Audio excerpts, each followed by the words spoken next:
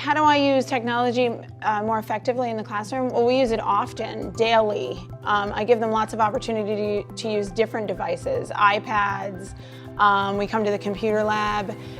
Sometimes it's different for kindergarten children, so when they come to kindergarten, they're not able to necessarily use a mouse. They're able to use touch screens. So we kind of have to get them acclimated to things like that, what to click and how to use it and how to move it.